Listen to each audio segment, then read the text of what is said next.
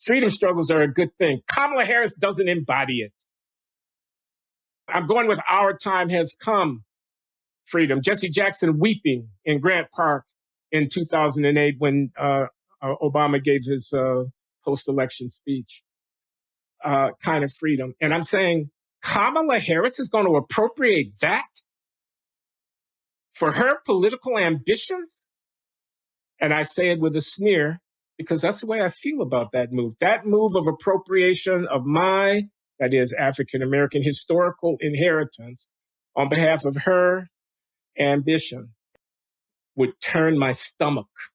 So Kamala Harris won't sit for an interview. She won't tell us what she'd do when she becomes president. She's scripted. She's teleprompted. She's cultivated. It's managed. She was foisted on us. Nobody voted for her in this role. She was manufactured and put in front of us, and we were made to take it.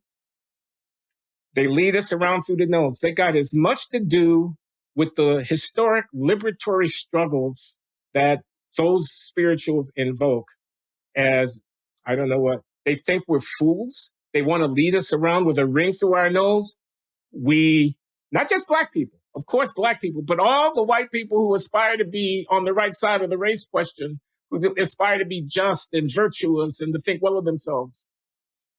I feel resentment. If I were a Democrat, I'd feel relief. As a citizen, I feel, who are these people? First of all, I say she'd been lying to us for years about the fitness of Joseph Biden. She knew. Secondly, I say, who's running the government? Who's running the country? Who are these people, these shadowy forces? I am respectful of the political efficacy of the machine, which righted itself before its candidate, Joseph Biden, went down to defeat the Democratic machine, and which has put Kamala Harris in our place. And I told you my analysis of it was they had to put her in our by the non-democratic means because she wouldn't have survived an actual competition for the nomination that had her going up against the Josh Shapiros and the Gavin Newsoms and the Gretchen Whitmers of the world. She wasn't going to prevail in that contest. And if she didn't prevail, the race mongers would have had a fit. Black woman, denied her natural secession rights. Oh, Lord. Oh, Glenn, you just reminded me of something.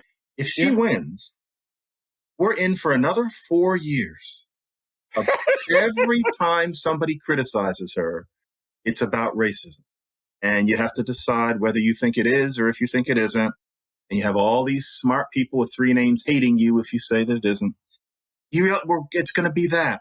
Remember that with Obama, especially for the first 2 years? Anytime anybody had anything to say about him except for hallelujah, it was because bigotry is still with us as if we're still in Uncle Tom's Cabin. We're going to have more of that because the people with 3 names have not changed a whit since then. They will not admit that there's change.